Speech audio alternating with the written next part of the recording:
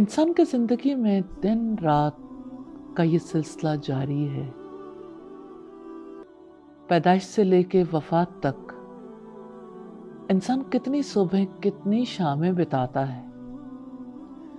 جب سے زمین و آسمان بنے یہ سلسلہ اسی طرح جاری و ساری ہے. کتنے ہی لوگ زمانے میں آئے اور جہان سے چلے گئے. کسی نے سمجھا زندگی صرف کھانے پینے اور جینے کا نام ہے. کسی نے سمجھا مال کے ساتھ ہی زندگی ہے. کسی نے زندگی کو خوبصورتیوں میں دیکھنا چاہا. کسی کے لیے زندگی دکھ اور عذاب بن کر رہ گئی. کہاں سے آئی ہے یہ زندگی؟ کہاں چلی جائے گی یہ زندگی؟ کیوں ملی ہے یہ زندگی؟ شیخ صالح ابن عثیمین نے عقیدہ واسطیہ کے مقدمے میں لکھا، ہم سب اللہ تعالیٰ کے لیے پیدا کیے گئے. ہماری زندگی کا مقصد عبادت ہے تاکہ ہمارے دل محبت اور تعظیم کے ساتھ اپنے پیدا کرنے والے سے جڑ جائیں. ہاں، یہ ہماری زندگی کا مقصد ہے کہ ہمارے دل ہمارے مولا سے جڑے رہیں. یہی کامیابی ہے. یہی کامیابی کی شاہ کلید ہے کہ ہم اپنے رب کو اپنی یادوں میں بسائیں. ہم اسی کا تذکرہ کریں. ہم اسی کی یادوں میں جئیں. اللہ تعالیٰ ہم سے یہی چاہتے ہیں کہ ہم جب بیدار ہوں اور ہم جب تھکن کے بعد رات کے وقت سونے لگیں، بیداری سے سونے تک اللہ تعالیٰ کو متواتر یاد کرتے رہیں. اسی یاد میں ہماری زندگی ہے.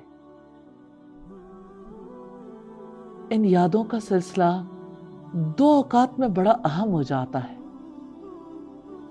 ایک وہ وقت جب سورج طلوع ہوتا ہے اور دوسرا وہ وقت جب سورج غروب ہوتا ہے.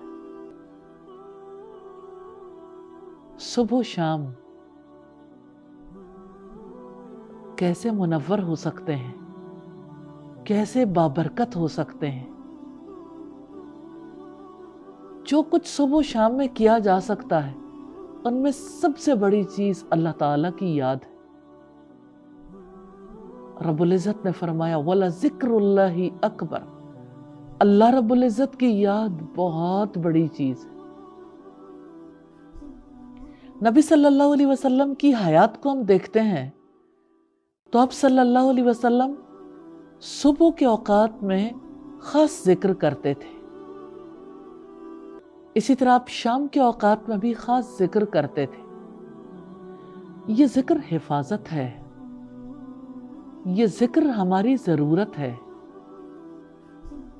اس ذکر کی وجہ سے زندگی میں برکت آتی ہے. یہی ذکر زندگی کی حرارت بنتا ہے. اسی ذکر سے سیدھا راستہ روشن ہو جاتا ہے. صبح شامیں جو ہمیں نصیب ہوتی ہیں ان صبحوں کو ان شاموں کو روشن کر لیجئے. اللہ تعالیٰ کی یاد سے منور کر لیجئے. دعاؤں کے سلسلے میں خصوصی طور پر ہم صبح و شام کے اذکار سیکھیں گے. میں بہت ہی پیارا ایک ذکر آپ کے سامنے رکھنا چاہتی ہوں. سیدہ جویریہ رضی اللہ تعالی عنہا نبی صلی اللہ علیہ وسلم کی زوجہ مطہرہ ہیں. وہ فرماتی ہیں کہ نبی صلی اللہ علیہ وسلم فجر کی نماز ادا کرنے کے لیے گئے. جب وہ واپس آئے تو انہوں نے دیکھا کہ سیدہ جویریہ اس وقت تک ذکر کر رہی ہیں. تو آپ نے ان سے فرمایا میں تمہیں کلمات ایسے بتاتا ہوں، جو شخص یہ کلمات ادا کر لے، اپنے رب کے سامنے ان کا اظہار کر لے، وہ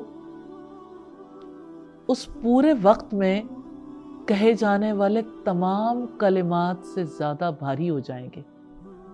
آپ نے سیدہ جویریہ سے کہا کہ جتنی دیر تک آپ نے ذکر کیا، آپ نے مختلف کلمات کہے، فجر سے لے کے اشراق تک،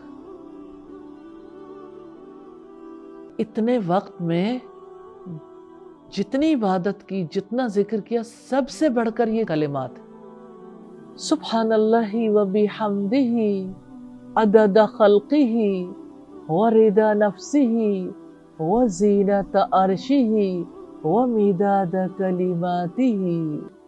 اللہ تعالیٰ کی تعریف کے ساتھ اس کی پاکی ہے، اس کی مخلوق کی تعداد کے برابر اور اس کی رضا کے برابر اور اس کے عرش کے وزن کے برابر اور اس کے کلمات کی سیاہی کے برابر.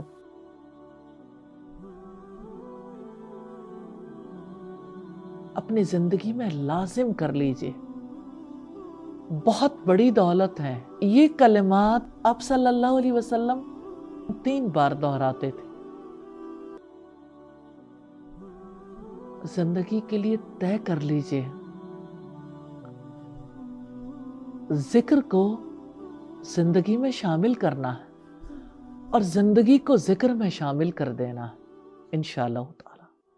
اللہ تعالیٰ سے دعا ہے ہمیں توفیق عطا فرمائے. آمین ثم آمین.